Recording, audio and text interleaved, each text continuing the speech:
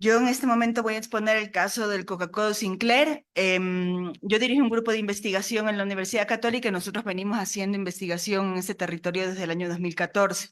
Entonces hemos podido hacer seguimiento a todo el proceso de construcción y también lo que ha sucedido después de la construcción del Coca-Cola Sinclair.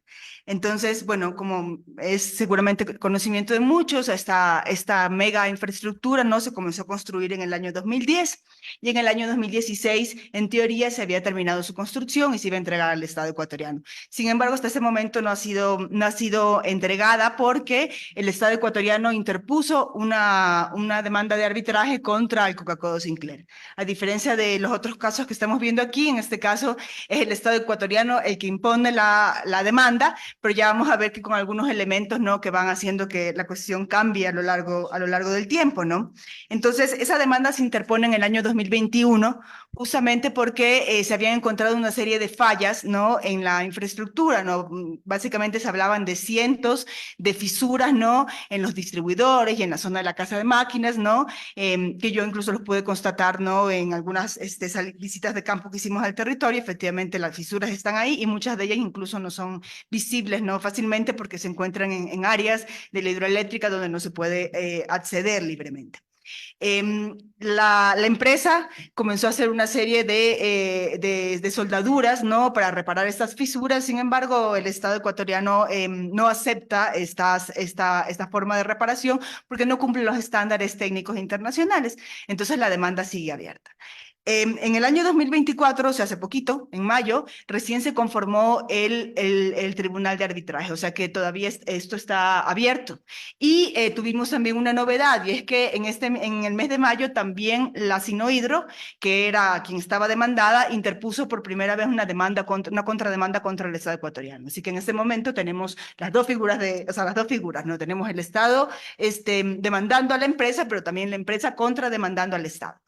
Las condiciones y los montos que se están pidiendo en estas demandas no son públicos, justamente porque caen bajo los principios de confidencialidad que hemos escuchado aquí en diferentes momentos, y eso hace que no podamos conocer exactamente qué es lo que está en juego aquí. Lo que sí sabemos es que en el contexto del arbitraje, Sinohidro, el año anterior y este año todavía se ha seguido presionando con esa solución, está planteando como solución al Estado ecuatoriano para dirimir el arbitraje que le vendan la hidroeléctrica. Y eso significaría que si la hidroeléctrica pasa a manos de China, el Ecuador perdería soberanía energética importante, porque estamos hablando de que actualmente el Coca-Cola Sinclair está suministrando entre el 32% al 45% de suministro energético nacional. Significaría que el Ecuador tendría que pasar a comprar ahora la energía a la empresa china en caso de que se optara por esta solución que ha sido debatida y ya ha sido puesta sobre la mesa, al menos por los ministros del gobierno de Lazo y también por los ministros del gobierno actual. Ahora, el problema detrás de esto es que, claro, tenemos esos problemas ligados a la infraestructura porque la infraestructura se aprobó, o sea, el proyecto se aprobó de manera acelerada, ¿no? Porque había muchas presiones por parte del gobierno de China y el Ecuador estaba interesado no solo en acceder al préstamo del Coca-Cola Sinclair, sino a un pool de 18 préstamos que venían detrás del préstamo del Coca-Cola Sinclair.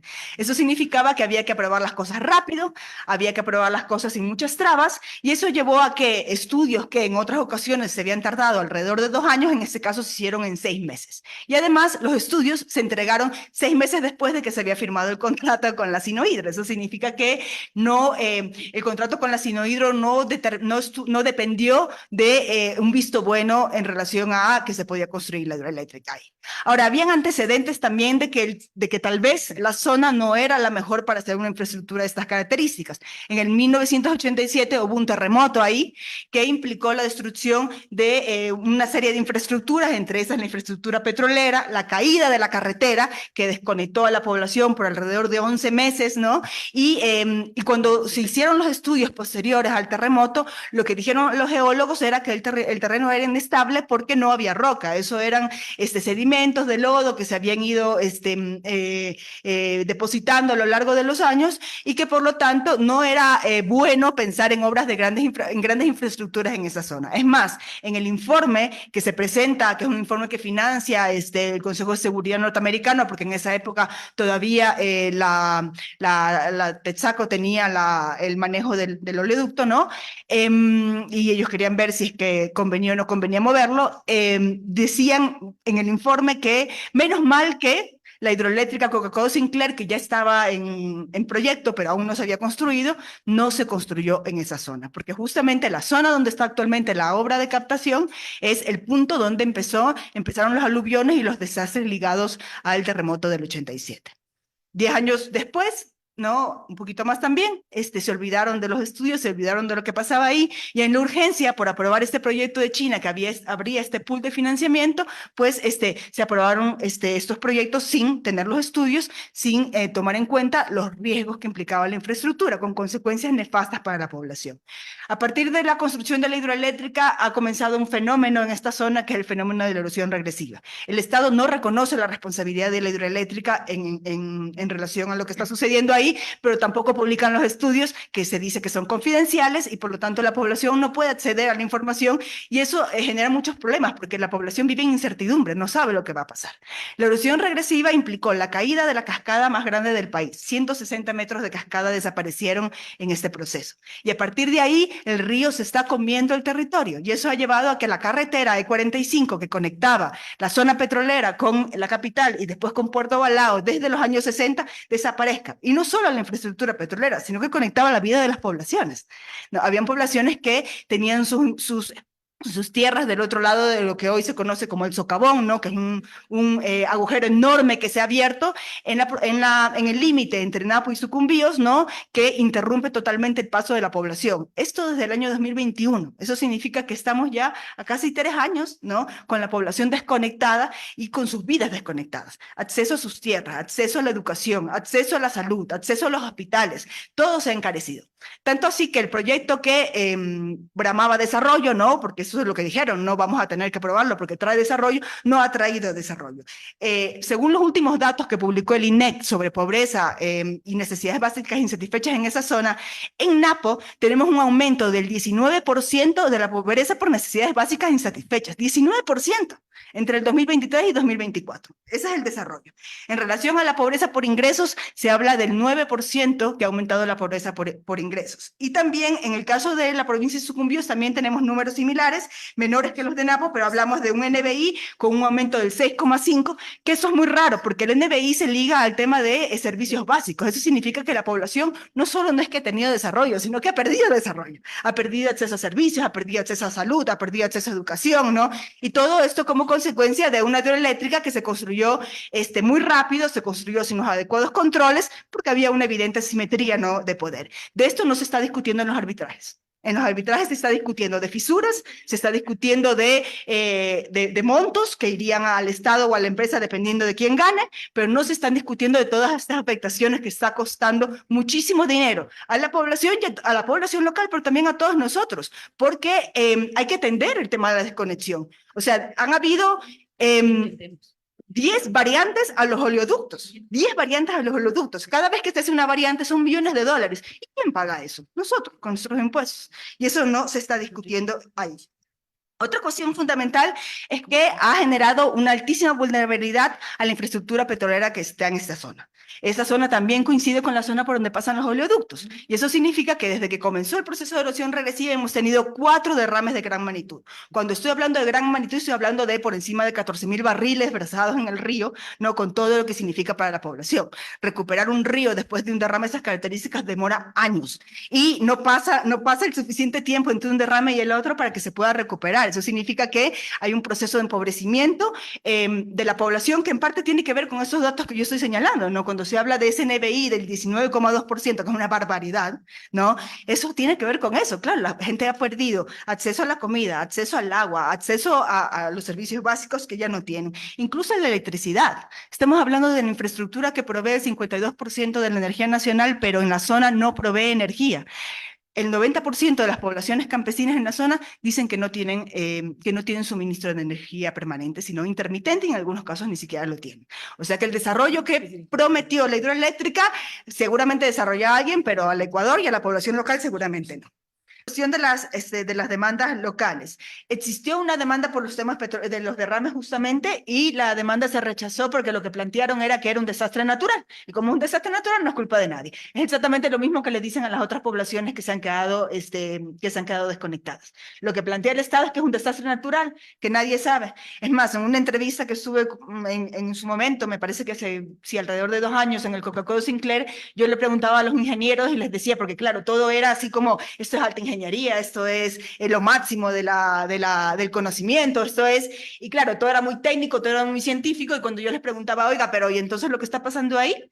¿Cómo me explican esto? ¿No? Decía, uy, es que eso es como si hubiera caído un meteorito. Entonces todo es técnico, todo es perfectamente cuantificable, todo es perfectamente predecible, menos los desastres naturales, que es que parece que ha caído un meteorito, pero habían antecedentes de que en el territorio habían problemas, de que la infraestructura era riesgosa y de que podían suceder estas cosas. Entonces eso estaba ahí detrás. Sin embargo, lo que el Estado ecuatoriano dice es que eso es un desastre natural y por lo tanto nadie tiene la culpa. La población ha sido convocada en diferentes momentos para discutir cómo van a hacer con el tema de la reconexión, ¿no? Como yo les señalaba, desde el año 2021 hemos tenido también rupturas de los tubos y los tubos del petróleo han tenido que moverse por 10 ocasiones seguidas. Sin embargo, por 10 ocasiones seguidas han reconectado los tubos y por 10 ocasiones seguidas no han reconectado la vida de la gente. Y eso es muy importante señalarlo porque la gente está perdiendo su vida, está perdiendo sus relaciones, está perdiendo sus conexiones ahí, porque hay un hueco donde antes había un paso que la gente había utilizado históricamente. La población participó en algunas mesas de diálogo con las autoridades en estos momentos porque lo que están planteando como solución y como alternativa es mover los tubos y la carretera del otro lado del río Coca, lo que implicaría una nueva afectación ambiental porque muchos de esos territorios no han sido todavía tocados, son territorios con bosques nativos y ahí van a entrar con todo. Si se mueven los tubos y se mueve la carretera, imagínense la devastación que se va a producir también del otro lado del río. Además, no soluciona el problema de las personas, porque las personas necesitan reconectar con el otro lado en esa ribera del río Coca. Y entonces la solución la solución que plantean sigue dejando incomunicados a un montón de poblados que existían en esa carretera y que actualmente se han convertido en pueblos fantasmas. Es impresionante. O sea, yo que estoy yendo a esos territorios del año 2014, en el 2014 en esos territorios había muchísima gente porque vivían del comercio, del paso de los camiones, de todo lo que era el transporte que venía de la frontera. Esta carretera conecta con la frontera y actualmente no existe nada de eso y se han convertido en pueblos fantasmas con 4 casas abandonadas y un prostíbulo por ahí para servir a los trabajadores que vienen periódicamente también para atender el tema de los desastres que son todos los días, ¿no? Todos los días se rompe un tubo, todos los días se cae un pedazo de carretera, todos los días hay un derrumbe, ¿no? Entonces hay una presencia constante de las extractivas ahí y las operadoras que dan servicios y eso es lo que tenemos actualmente, ¿no? Entonces hemos convertido en pueblos fantasmas kilómetros, ¿no? De Napo y Sucumbíos, ¿no? Como consecuencia de esto. Y, bueno, las poblaciones han sido convocadas a discutir estas cosas, pero lo que sucede es que las poblaciones discuten y después el Estado toma las decisiones y no toma en cuenta lo que dice la gente. Entonces nosotros hicimos un estudio para medir esto, hicimos una encuesta con una muestra representativa en todos esos territorios y lo que salía, la gente decía sí, el 70% de las personas decían que sí las habían llamado a conversar, pero asimismo el 90% decía que no había servido para nada. O sea que montan el show, los ponen, les toman las fotos con los ministros y después se van y hacen lo que les parece. Y entonces, claro, la población está muy molesta y básicamente toda la zona que implica el Chaco y el Reventador, que es lo que quedó desconectado, ¿no? O sea, nuestra encuesta decía que el 89% de las personas que habían respondido se consideraban afectadas por el proceso de erosión regresiva. Nada de estas cuestiones se están tomando en cuenta en esos tribunales de arbitraje. Respecto a cuál es el tribunal en el que se está desarrollando esto, si efectivamente no es el CIADI, es el Tribunal de la Cámara de Comercio Internacional que tiene sede en Santiago de Chile. Ahí se está desarrollando este arbitraje y el arbitraje lo presenta no el Estado ecuatoriano, sino SELEC como empresa pública. Entonces yo no sé ahí, porque yo no soy abogado, no sé si ahí eso significa, cambia si el hecho de que es una empresa pública cambia, ¿no? La lógica. Pero quien presenta la demanda es el EC como empresa pública contra la empresa pública china, ¿no? Porque Sinohydro también es una empresa pública, ¿no?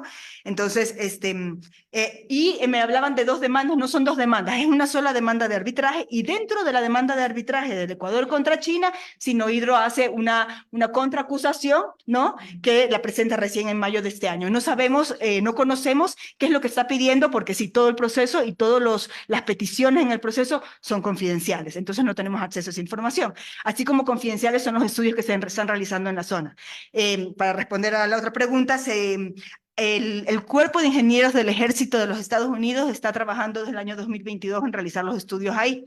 Sin embargo, los estudios no son públicos, entonces no tenemos acceso a esa información. No son públicos para nadie, ni para los investigadores. Nosotros como universidad los hemos pedido en diversas ocasiones, no nos los han proporcionado, pero tampoco son públicos para la población local, y eso es gravísimo, porque la población es la que está viendo que su territorio está desapareciendo todos los días. Se caen sus casas, se caen, ¿no? Se cae la carretera, se caen sus territorios que antes ya no es que no es que se los han quitado, ya no existen, desaparecieron en el río, ¿no? Entonces, la población tiene que saber qué va a pasar para poder planificar su vida, incluso para poder planificar una resistencia. Y eso, desde nuestra lectura como investigadores, tiene mucho que ver con el tema de la ausencia de resistencia, que es lo que impide que la gente se organice para generar un contraproceso y exigir acciones. ¿Y esto por qué? Porque la gente no sabe lo que va a pasar. Entonces, todo lo que conocen son rumores, ¿no? Rumores, y con rumores, hay muchos rumores que se ponen en la gente de diferentes posiciones, ¿no? También hay un manejo súper irresponsable del tema de las indemnizaciones, que también se utilizan para quebrar el tejido social interno, y eso lleva a que la población esté más ocupada peleándose entre ellos que enfrentando, ¿no? al Estado y a la empresa, ¿no? Y eso, o sea, las acciones que se han tomado, el hecho de utilizar las indemnizaciones de manera discrecional y todas estas cuestiones que se han realizado son, o sea, no son una casualidad, o sea, yo no creo en las casualidades, o sea, esto es claramente una estrategia para romper el tejido social y evitar que la población resista. Bueno, estudios públicos de los problemas en la zona, el que existe es el estudio que hace la Politécnica Nacional con el National State Council de los Estados Unidos y que lo dirige un famoso geólogo que falleció hace poco, que es Peter Hall, ¿no? Y él junto con otros investigadores, otros geólogos de la EPN y también de las universidades de los Estados Unidos que habían sido contratadas por el National State Council, realizan el estudio. Este estudio se puede encontrar en Internet. Es medio difícil de rastrearle, pero se puede encontrar en Internet. La primera versión se publica en el 91 solo en inglés. Y la versión en español va a llegar recién 10 años más tarde, en el 2001. Pero bueno, al menos también hay una versión en español que llegó más tarde, pero se puede encontrar y ahí se explican los problemas geológicos que hay en el territorio. Porque lo que motiva el estudio es, ellos hacen la pregunta y dicen, ¿por qué hubieron tantos muertos en el 87 si en el terremoto no se murió nadie? Y básicamente es porque hay todos estos problemas en la zona. El tema del TLC, bueno, esto es un caso que viene antes del TLC, entonces el TLC no debería incidir, pero lo que sí tenemos que ver es que parte de las negociaciones que están en marcha ahorita para levantar el arbitraje son el tema de la venta de hidroeléctrica y otras cosas. Si en el marco del TLC se quieren negociar nuevas inversiones, seguramente el gobierno chino va a poner sobre la mesa resolver antes este problema del arbitraje antes de abrir nuevas inversiones. Entonces, no directamente, pero sí veladamente, como ha sucedido en otras ocasiones, no como sucedió en su momento con el caso de Odebrecht, que se hablaba aquí, ¿no? Así mismo fue, o sea, Odebrecht, el gobierno brasileño le quitó la cooperación y un montón de inversiones al país y la condición para volver a traerlas era que levantaran, ¿no? la demanda por el tema de San Francisco.